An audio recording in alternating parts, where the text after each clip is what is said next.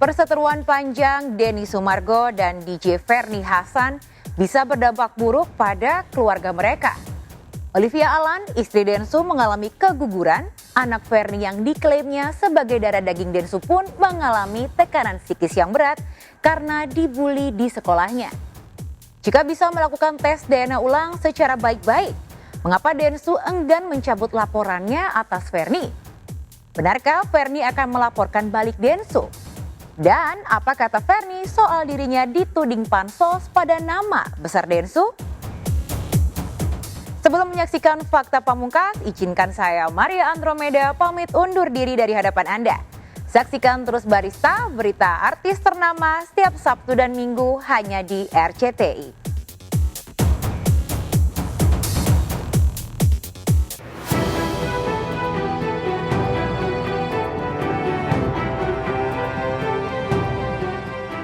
Pemirsa, perseteruan panjang antara Denny Sumargo dan DJ Ferny Hassan yang kian memanas terkait tes DNA tentu saja memberikan dampak negatif bagi kedua belah pihak. Apalagi bagi putri Ferny yang masih kecil, yang harusnya tak terlibat dalam perseteruan antara Ferny dan Densu. Namun sebagai ibu, Ferny rupanya memiliki alasan tersendiri kenapa dirinya sampai harus mencuatkan tes DNA jilid 2 kepada Densu. Ferny hanya mencoba menjaga mental putrinya yang kini sudah menginjak usia 11 tahun. Wanita yang berprofesi DJ ini tak ingin jika putrinya akan mendapat cemooh lantaran statusnya. Namun Ferny pun tak menyangka jika niatnya untuk meminta Densu melakukan tes DNA ulang justru membuat gaduh. Padahal Ferny awalnya ingin menyelesaikan permasalahan dengan damai tanpa ada konflik. Sebagai warga negara yang baik, kalau dipanggil ya datang. Itu menjadi kewajiban.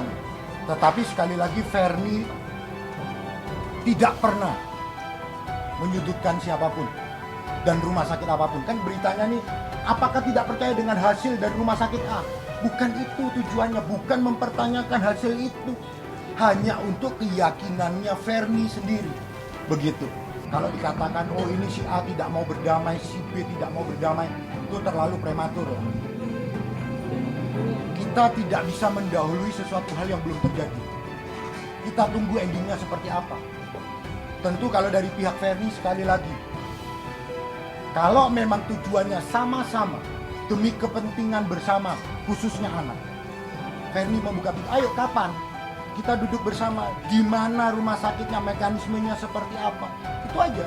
Kalau memang jauh bisa lebih damai, baik-baik, itu jauh lebih tepat lah. Iya, karena kan maksudnya capek juga ya berantem kayak gini kan, kayak jotos-jotosan gitu. Kenapa kita nggak saling hubungin kan bisa. Ya kan, kita ngomong baik-baik. Oh iya masih ada nih janji dia satu lagi, ayo lakuin, kan bisa kayak gitu. Kenapa saya tidak setuju sekali dengan dia selalu mengungkit? Saya takutnya nanti anak saya, yang tadi teman-temannya tidak tahu, menjadi tahu. Gimana nanti mental anak saya?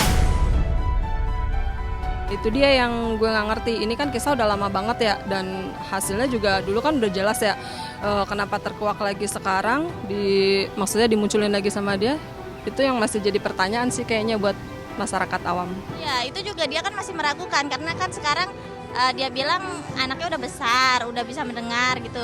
Denny-nya sering ungkit, tapi kan nggak menyebutkan nama sebenarnya kan. Jadi yang dia permasalahan itu kan pengen diaku lagi, mungkin mau naik lagi.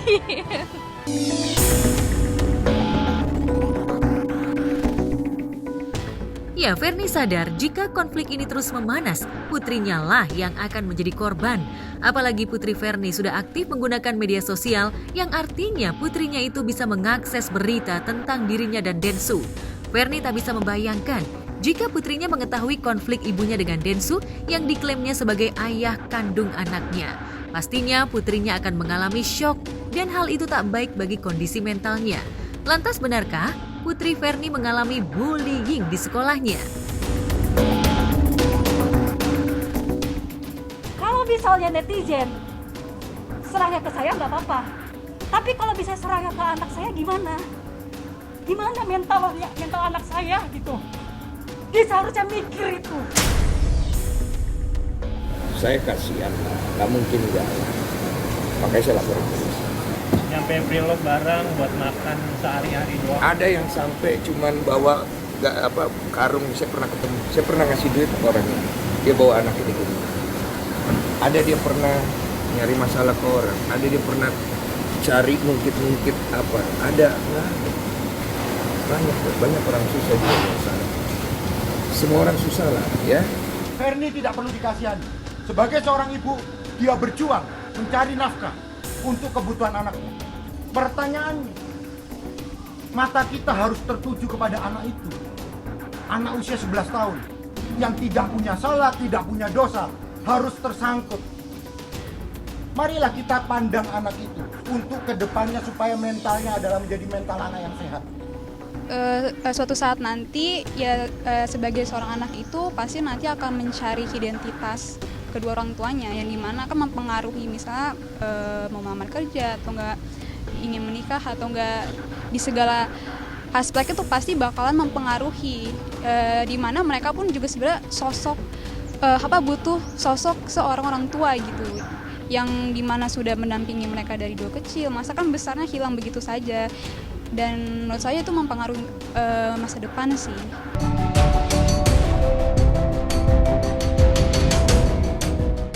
Jika Ferni menjaga mental putrinya, Densu pun juga tengah berusaha menjaga mental sang istri Olivia. Apalagi pasangan ini juga tengah menjalani program hamil setelah 2 kali mengalami keguguran. Sayangnya, di tengah menjalani program kehamilan, Densu justru harus menghadapi permasalahan lantaran DJ Ferni kembali muncul dan meminta tes DNA ulang. Kehadiran Ferni yang mengusik kebahagiaannya tentu saja membuat Densu stres lantaran harus membagi perhatiannya untuk istri dan menghadapi kasusnya dengan Ferni. Gue ngerasa kayak beban banget gue kalau gue nggak bisa selesai ini. Dan di tengah proses kepengen punya keturunan ada masalah buat gue. Ini suatu hal yang baru aja sih.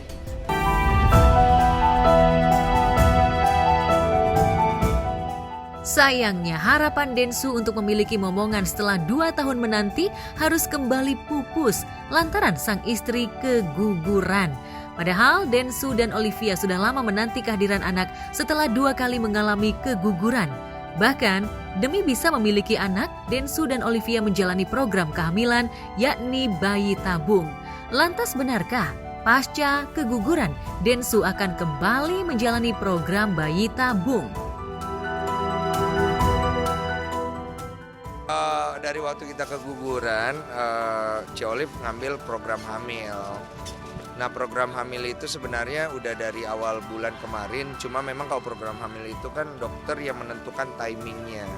Nah, timingnya itu memang belum dapat.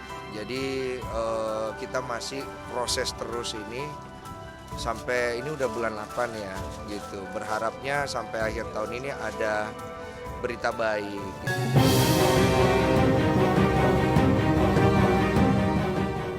Ya, permasalahan Densu dan Ferni harusnya bisa diselesaikan secara damai jika kedua belah pihak mau menurunkan ego masing-masing. Ferni yang merasa jika Densu lah yang memulai permasalahan ini, sebaliknya pihak Densu justru menganggap Ferni lah yang memulai kegaduhan lantaran menantang dirinya tes DNA sehingga membuat Densu meradang dan memilih melaporkan Ferni. Lantas benarkah Densu tak ingin membuka pintu maaf untuk Ferni?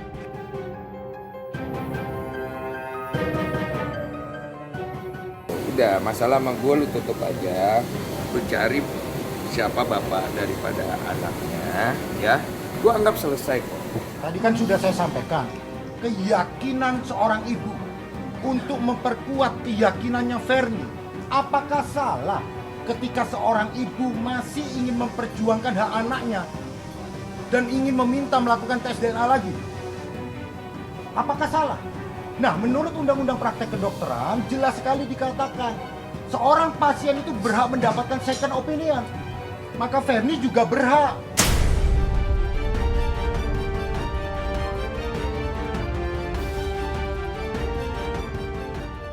Demi nama baik dan harga diri keluarganya, Densu seolah tetap ingin menjebloskan Fernie ke balik jeruji besi. Densu seolah tak ingin membuka pintu perdamaian dengan Fernie. Sebaliknya, pihak Fernie juga membela diri dari segala tuduhan Densu. Lantas, apa tanggapan Fernie terkait dirinya dituding pansos alias panjat sosial oleh netizen?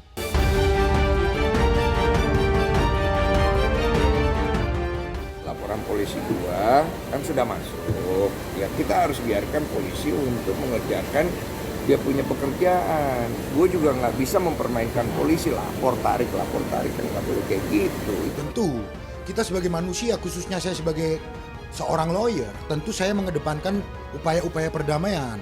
Dalam artian ketika kedua belah pihak bisa duduk bersama. Yang aku lihat akan ada kebenaran yang terbuka dalam tes DNA yang kedua dan akan ada kompromi di sana. Bahwa mungkin salah satu pihak akan mengakhiri perseteruannya mereka itu asalkan yang pihak yang satunya ikut bertanggung jawab lah atas hidupnya anak yang sudah ada itu. Nggak terasa ya pemirsa, di Indonesian Next Big Star Season 2 ini sudah di babak sing-off kelima.